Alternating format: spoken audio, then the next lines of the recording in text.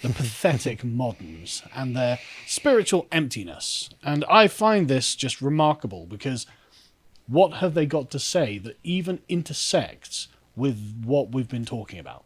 Like, in what way can, like, Owen Jones... I mean, even Owen Jones has to use the word magic. You know, he's a man who is a pure materialist, completely fixated on the sort of French Revolution rights of man. And in any other time or place, he's got nothing to say about any of this. Like, nothing. What are they going to say? What are they going to say that even vaguely interacts with the concepts that are at play and are clearly animating the country at the moment?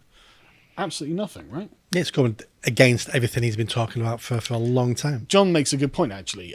This kind of magical thinking is completely normal outside of the West. The national mourning in ancient China lasts for years. People, the moderns have no idea. And he's exactly right. Like, we just assume everyone is an Enlightenment rationalist. And the thing is, there are good reasons to look at that and go, hang on a second, maybe this kind of magical thinking, maybe there is something about it that is actually worth keeping. And the reason I say this is because I've been doing this repeated series called Our Cyberpunk Dystopia. I did part 3 the other day, and it's just the horrific world we move into when we think that human beings are just measurable bags of meat. You know, it's a genuinely terrifying future where, like, okay, we'll just, give you a palm stamp where we'll just read all of your biometric data and then have you in a database, and millions of people will just be numbers in a spreadsheet. What a terrible way of looking at the world. But that seems to be the alternative. We can have a country of magic and tradition, or we can have the cyberpunk dystopia. You choose. And they don't want the tradition because it's hard to change people if they know their history, because they belong to something. They belong to a family. They belong to a nation, which is just a bigger family. And if they can break that down, the left's really good at breaking down families and breaking down, the monarchy. And it's because once you belong to nothing, we want to belong, so then they can offer the solution of then you wanting to belong to something because we've got rid of what you used to belong to. Well, they can create the new man, beginning at year zero, the atomized individual who's year zero, outside of space and time, who's self-generative. He's not created. He's not part of a culture or a country or a tradition over time. There's no future for him. He's always in the now. You don't have a history because it starts now. Exactly, and you don't have a future because tomorrow is day one as well. And exactly, and so this I think is just exemplified by a bunch of woke leftists on Twitter, like this Martin Durkin guy, who's just like, "What are we doing? This is the 21st century. What the hell are we doing?" And it's like, sorry, Martin, we're doing something important. Have you not seen the building? The building's ancient. Look at all those people there, and they all know why they're there. And you're the only one on the outside going, "Oh, I don't understand this at all."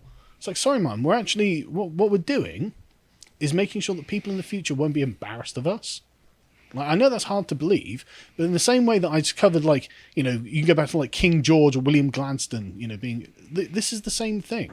We're making sure that we did our part. And tradition is about passing on the lessons previous generations learned the hard way.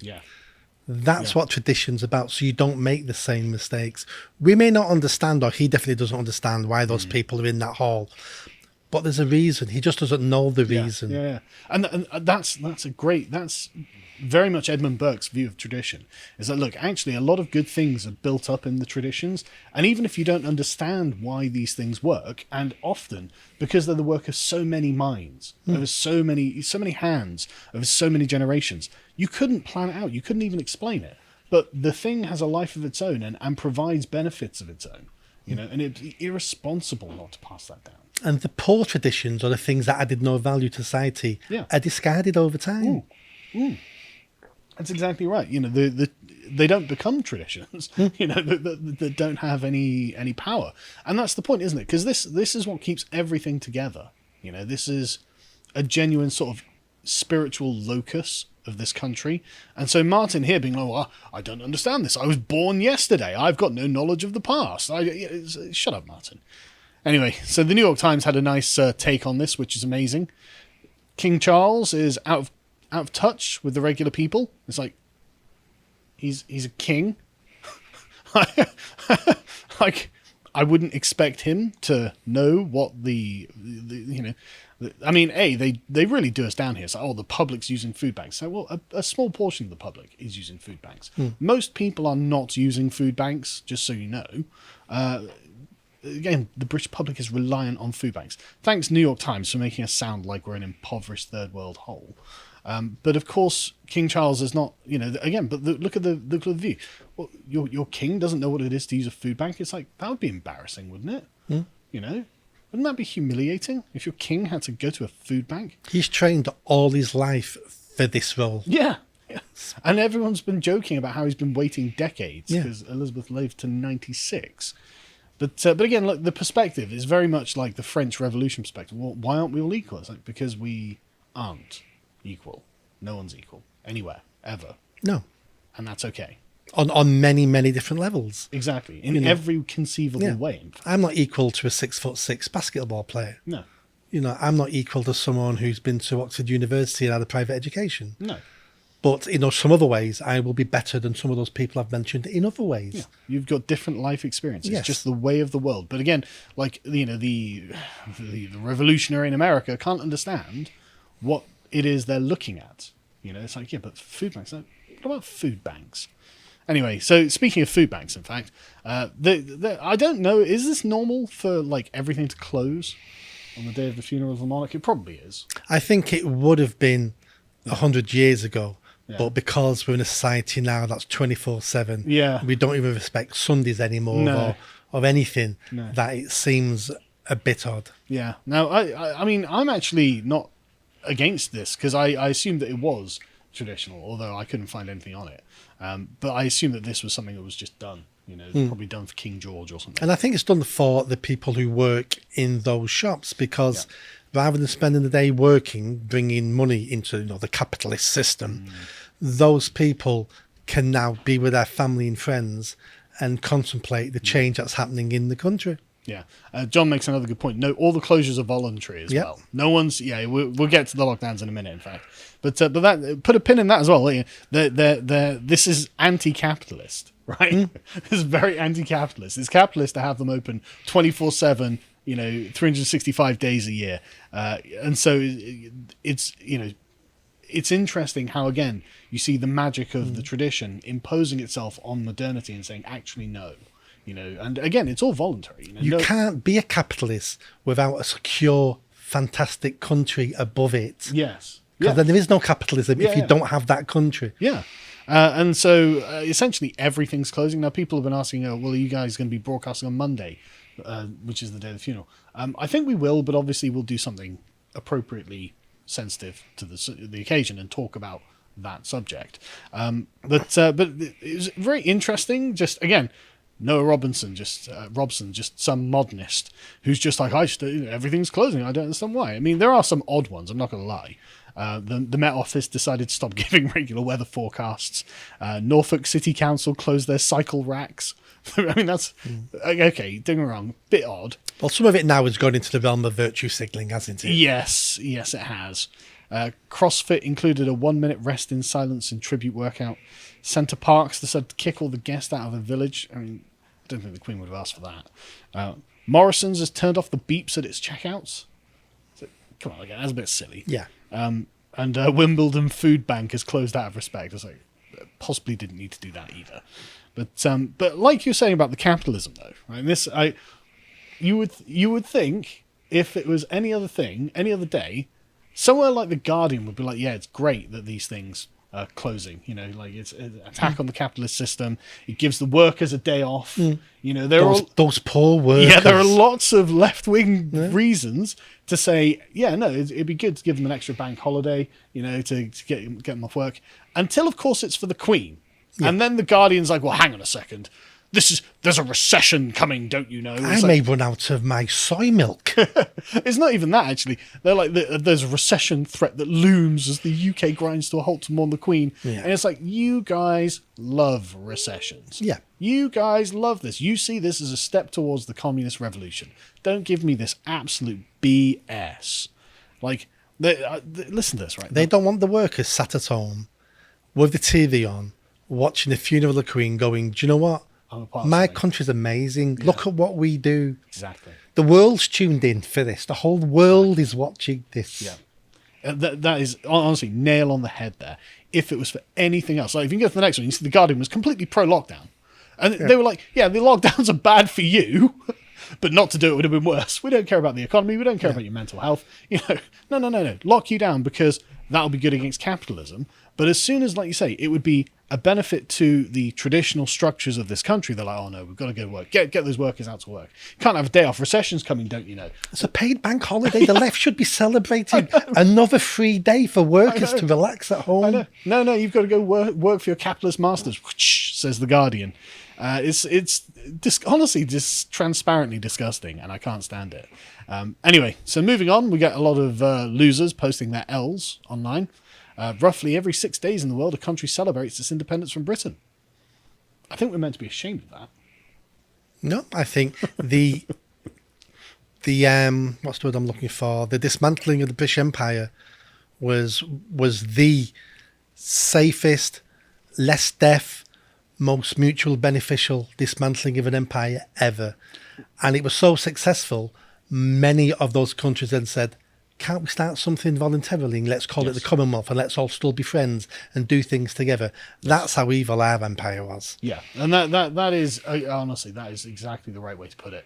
Like, you do not have a mutually beneficial Commonwealth of nations that are on friendly terms for decades after the end of the empire if the product of the empire was just purely negative. Where's the French Commonwealth? Well, that's a great question. Where's the Portuguese and Spanish Commonwealth in South America? Do the Haitians really want to have a Commonwealth with France? Yeah. For anyone who knows anything about the Haitian Revolution, well, it wasn't pretty. No.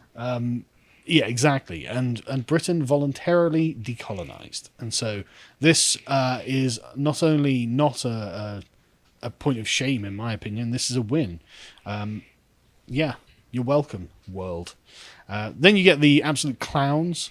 You get people like this, like anti-monarchists arrested after shouting, "Who elected him?" It's like, mate, you're a Monty Python character. You're actually a character in a Monty Python skit.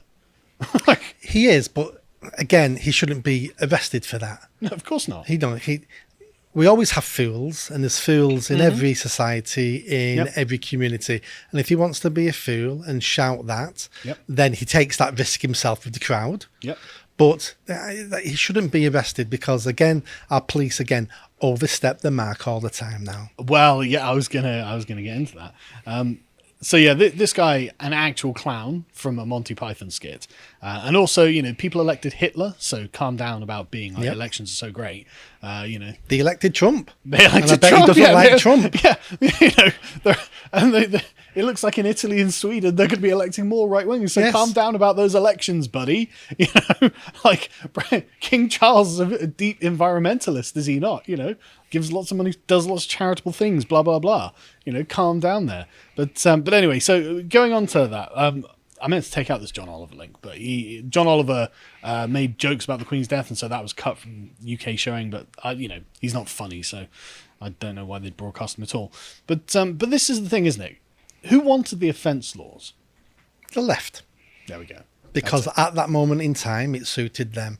Yep. And that's what always happens when you want a sword for justice. Yep. You always forget swords have two sides, two cutting edges, and it can be used on you just as easily when the tables turn. And that's why I have absolutely no sympathy for this barrister who held up a blank piece of paper near the House of Parliament, was told that he risked being arrested if he wrote "Not My King" on it. It's like, not my problem, mate. Not my problem at all. Like, there was a guy in Scotland who had written "Islam is questionable" on a wall. And he got arrested for this. It's like, right, Islam is questionable. No, that's offensive. Everything is questionable. Well, I would have thought so. Everything. And I don't think these guys should be arrested, but then I don't think we should have offence laws. No. Because I'm an old-fashioned Englishman like that. And this is one step further on than that. This is Minority Report. This is, I think you may write on that paper, then hold it up. Yep. So what's next? You have a pen in your pocket. It's, where does this start? Exactly. Can we agree with the leftists now who would like to be offensive during the transition to the new king? Can we agree that we need to get rid of these offence laws? Everything is offensive to somebody. Exactly. Everything is. Exactly. And so you just have to get over it. It's actually your own personal method of dealing with it that's important. But yeah, no, 3 arrests at least have been made on suspicion of breach of the peace and public or offences because of anti-monarchical sentiment. It's like, okay, well, I don't think you should go to jail. I don't think you should be arrested. But I don't think people should be arrested for things they say on Twitter either. So, you made the bed, get effed in it. Incidentally, there was a really funny event that happened in Mecca over this.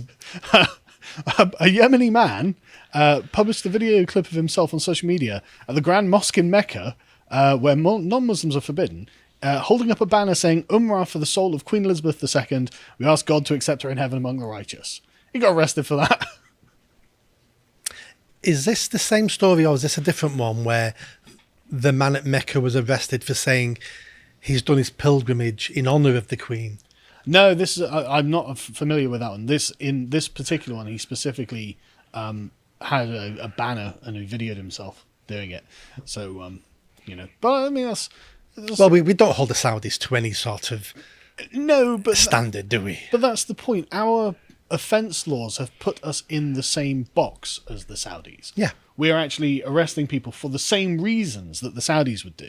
And that if that's not a wake-up call to the Conservatives to say, well, hang on a second, maybe we should get rid of the Communications Act of 2003, particularly Section 127, which is how and any other breach of the peace, offence laws that we've got on the books. Maybe if we should get rid of these, that would be a good idea, so people could have a bit of free speech in public. Anyway, moving on, The Guardian published this particular view on the Parliament. The Parliament shouldn't bend the knee to the monarchy. It's like the Parliament can do anything it wants, actually. So why do you need to sort of start bigging up the Parliament? Being like, is this the time? But that's the thing. I noticed that this, again, just has no teeth. Right? There's no force behind this. They can't, listen to this from the end, right? Who is the head of state does not matter. Birthright is not the right way to choose one. Parliament is the place to decide whether Britain needs a slimmed-down monarchy or not one at all. This is an appeal there is an appeal to a sovereign to stand above the fray in the modern age of political populism. But MPs should not bend the knee before inheritance and rank. Modern Britain has little need for trappings and privileges that belong to another age. It just feels empty, doesn't it? 2 quick points. The first point is these are the same people who won unelected citizens' assemblies. Oh, yes. And they love the bureaucracy as well. Yeah, so they don't mean what they say there. Yeah. And B, if you are an MP, you have to place your trust and your obedience to the monarch, because head of state, how can you have members of parliament who have not shown their fealty to the head of state? It just wouldn't make any sense. Because then that person then is not head of state of the whole country, only the head of state for the people who support the head of state. And then that's not head of state, is it? Yeah. Whose parliament are you a member of? Yeah. It's the King's Parliament. That's the whole point. But the point is, they're like, modern Britain has little need for the trappings and privileges that belong to another age. It's like, I don't see that at all. What I see are literally millions of people who are suddenly moved by the ancient trappings, who are living in modern Britain and saying, no, I don't really like modern Britain. I actually like the ancient trappings and the ceremony and the structure that's built up around that. This Guardian editorial, it just felt like it was totally out of touch with the spirit of what's currently going on. Literally huge numbers of people being moved by this. And they're just like, no one needs this. Nah, I think it does, actually. Because it's our history. It all means something. We may not understand what any of it means, most people, but some people understand what some of it means. Yeah. But it's our tradition. It's where we came from. It's how we've got to where we are. Yeah, it's our story. Through following. That's it. It's our story. Yeah. And that's the thing. Stories are so important. And in fact, I've got a great story that will come to nearly an end on this. So you're aware of Afua Hirsch? She annoys me all the time. It's hard to find someone who's more anti-British than Afua Hirsch. And of course... she moved to Africa for a couple of years. And then got assaulted. Got robbed, got sexually assaulted, came back and said, I'm not too keen on Africa. Yeah, I know. And it was specifically Ghana where her mother was from. Yeah. Yeah, exactly, yes. And she's got a story from her time in Ghana that's pertinent now, right? Yeah. She says, I will never forget visiting Independence Arch in Ghana. This was the nation proud to have been the first black African people to successfully break free from empire, and here was the first physical focal point of that freedom, an archway bearing a symbolic black star. When I looked inside, I found a reality check. A plaque dedicated this freedom to none other than Queen Elizabeth II. Just owned from beyond the grave. Because the British Empire and the Queen were not hated. No, they weren't. They're like, thank you for decolonising, Queen. Yes. And they put up a plaque to her. And Athol Hirsch has spent her entire life demonising Britain and the monarchy, and gets there and realises that the actual people from Ghana like the Queen. And they put up a thing saying, thank you, in honour of Queen Elizabeth. And she just sat there like, I can't believe it. And so she's like, I understood it as a lesson that even in our freedom, we are not free. Oh, God, give it up. You know, what more do you want? What could we possibly give you? There's no changing minds of people like her. It's a bit like when you left home as a 17, 18, 20-year-old, you then automatically hate your dad because he was a tyrant who ran your household. No, and now you've broken free. Yeah. Doesn't work like that. No. It's and that's as you say. That's this plaque here that she is being destroyed by in her own article is exactly the proof that you need. You know, oh, we were the first black African people to successfully break free, and then we put up a little plaque saying, "We love you, thank you, Queen Elizabeth." Yeah, let's stay friends. Yeah, exactly. It doesn't make sense. We're still connected historically. We want to be connected in the future. Yeah. And let's carry on. And she wants that country to hate the UK, and they don't. Exactly, but she does hate that country because, as you said, you know, when she went there, she got robbed and sexually assaulted, and was, oh my God, I can't live here. I've got to live in London. Well, she thought she was going to be their version of a female Gandhi or Mandela. Yes. Welcome home, our lost sister. Your trials and tribulations. Tell us your stories. You're with your people now. I did a segment on this actually a while ago because in 2012 she'd come back and be like, I can't live in Africa. So, oh, where are you going to live then, Afua? Oh, you're going to live in England, aren't you? Hear and moan about it. Yeah, exactly. And be paid to moan about it day after day. Because we'll accept you moaning about it. Most countries won't accept that. Exactly right. And what's funny is she ends this by saying, if it were possible to set all of this to one side, as in all of her hatred and demonization of Britain, maybe I would like to mourn the Queen. It's like, well, then you could, actually. You could get over yourself and actually mourn the Queen. But she's going, oh, I can't separate her from a reign that refused to acknowledge the reality of my lies. But it's ironic because both of her grandfathers fled to Britain to escape tyrannical regimes. Like her grandfather from Ghana fled because he was being persecuted by the king of Ghana, or whoever it was. And her other grandfather was Jewish who fled from the Nazis. They both fled to London. And it's like, yeah, that's because that's where people go when they don't want to. What she's missing is some gratitude to this country. Yes, indeed. Yeah, just that's exactly pure, right. old, simple gratitude. Yeah. And of course, just the final hater, I figure we'll go for here. Kehinde Andrews. I don't mourn the Queen. Of course you don't, Kehinde. You can't. You spent your entire life demonizing this country.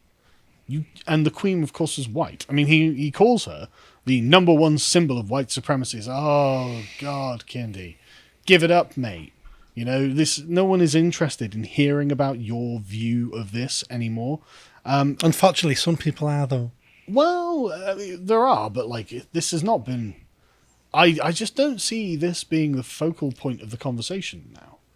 You know? I hope not. I hope this, with the Queen's passing, I hope this now changes the nation. I hope people now start rejecting some of this and calling this out. And instead of sitting there quiet going, I'll listen to you talk rubbish because I'm not that interested. Yeah. Instead of doing that, going, no, you're talking rubbish. I'm not having you speaking about the Queen like that or the country like that. And that's what it needs. It needs people getting a bit of a backbone. And the silent majority, stop being so silent. Well, if we go to the next one, you'll hear that this is an uptick in racism. And if you can go to the next one, in fact, The Independent are like, oh my God, the Queen's death has unleashed a torrent of racist abuse. No, not having that at all. Exactly. Not having it. What she means is the Queen's death has unleashed a sense of Britishness, and people are talking about being British and are pulling people like her when she's being anti-British. That's what she means. That's exactly right. And they are very, very upset by that. If you appreciated that segment from the podcast of the Lotus Eaters, you can go to lotuseaters.com to get access to all the premium content we have on the site, such as this premium article from John Tangney on being a conservative on campus, with a audio track for silver and gold tier members, of course. If you want to follow what else we're putting out, you can follow us on Getter at lotuseaters_com on Getter. Thank you and goodbye.